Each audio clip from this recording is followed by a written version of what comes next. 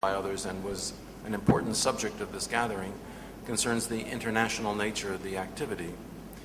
So many of you will realize that science always has been and remains a truly international activity.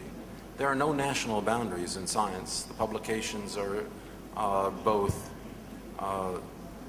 available worldwide. Indeed, the origins of the work that gets published in the research literature are widely distributed. They come from all countries.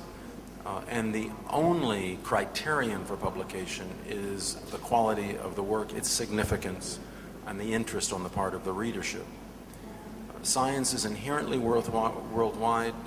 There has always been a very free exchange of information and of individuals passing from one country to another in the course of their training and their research. So I think the part of the intention of this gathering and part of the focus of this entire forum upon international collaboration in the pursuit of innovation is very well served by the scientific community in a way that could be usefully emulated in the subsequent stages, the ones that go beyond that I have just mentioned. The ultimate test is again only one of success in the case of development in the marketplace, and I think I might conclude then by wishing our hosts success in their own ventures in this regard, and thanking all the speakers for their contributions. Thank you. A good late afternoon with us, and from my point of view, it's a pleasure to be here and to introduce this session. We are a little bit late, and is it possible to be a little bit quiet? We are a little bit late, and it's a reason because I have to push a little bit this session, and I ask my friends and partners here to be very just in time. I will say better is just in sequence. And the next is we have to announce a little modification, and this is the reason that we have a first speaker with us. This is Mr. Olivier Darasson from France, President, European Company of Strategic Intelligence, and he will tell us something about innovation as a great opportunity in the relationship between Europe and Kazakhstan. Please, Mr. Darasson, it's up to you. Thank you, Mr. President. Ladies and gentlemen, as is has been pointed out in this inaugural speech of his new mandate, President Nursultan Nazarbayev has clearly placed the innovation in the center of the industrial policy. Through innovation, we will create, he said, all the necessary conditions for the transition of Kazakhstan to the rank of industrialized country, completing this historical strategy, Kazakhstan, to 2030.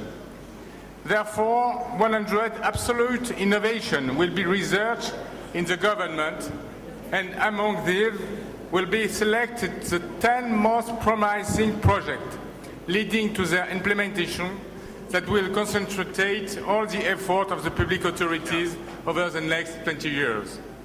What should be necessary and sufficient conditions within the innovation policy could enable Kazakhstan to achieve this goal? My modest vision is one of the operators of the technology transfer, in contact with major European industrialists, but also one of the French initiators of the Frank-Kazakhstan Technology Transfer Center, created over a year ago with the joint initiative of the two ministers of industry of Kazakhstan and France, of which I could also mention several projects. It seems to me that two internal and two external conditions should be united, and I believe that the fortune of Kazakhstan lies precisely in the ability to concentrate them all, or in his ability to easily reunite all these conditions. First, internal condition. First of all, there should be a strong scientific basis to rely on and a constant renewal. Kazakhstan disposes of scientific base due to numerous universities and research laboratories. Then it is important to know how to mobilize the basis to be able to valorize it. A very interesting program of valorization of science exists within the NIF, which proceeds for a bottom-up movement which fosters innovative initiatives gathered in the university in order to help them with a system of scholarships and grants of very respectable level. In my opinion, however, it is important to complete this decentralized system, which is indispensable, by a system more focused on several key priorities and conducting a top-down movement, establishing a process of forced innovation alongside with the national program of forced industrialization. It is also important to be able to renew the scientific basis by the appropriate exchange programs, incentives, benchmarking, and especially the attractiveness, or to be able to create opportunities that will appeal to foreign researchers and therefore will be included in applied research program in Kazakhstan. The second internal condition, it is then necessary to know how to include this scientific basis in a global ecosystem, less academic and more oriented toward applied research, with a fine analysis of economical outlets and their insertion in the industrial policy of Kazakhstan. The French policy of competitive clusters is an interesting example, but certainly too decentralized for Kazakhstan's current needs. But it is still interesting for large company, university, research center, and also for technological SMEs. However, the approach being pursued in certain French regions, like Lorraine, appears to me to be more appropriate. It consists in bringing together the technological needs of the business, notably the SMEs and inventors, by setting up developers as real boosters of innovative projects. Valorizing its own scientific basis and its own researchers, integrating them into a high-performance ecosystem, these conditions are really realizable and are partly being achieved under an industrial policy that encourages innovation like that already favored by the Minister of Industry and New Technologies. They must also be able to rely on a system of financial and fiscal incentives specific to innovation. Reimbursable advance, research tax credit are effective tools at the French policy for innovation. I think that new tools will be created specifically for Kazakhstan, and I believe that NIF is thinking about this matter in the context of possible collaboration with other international institutions. As for the two external conditions, they will require voluntary incentive and also desire for international cooperation. What is the first external condition? It is an effective technology transfer policy.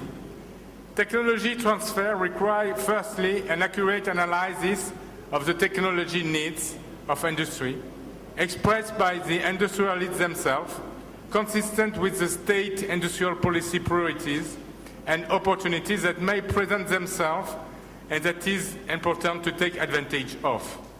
This technological diagnosis needs an international technology monitoring that is very fine and above all debated. It is the technology benchmarking.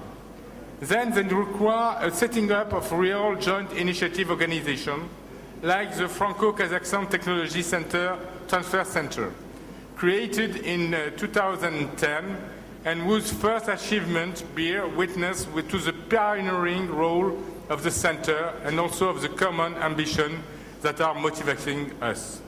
This organization have to act as think tank, as assistant to operator, and as facilitator to transfer operation. This know-how does not invent itself, but it is enriched every day with experience. It also needs constant adjustment with the public authorities so as to continuously verify that the consistency of the operation with the state objective.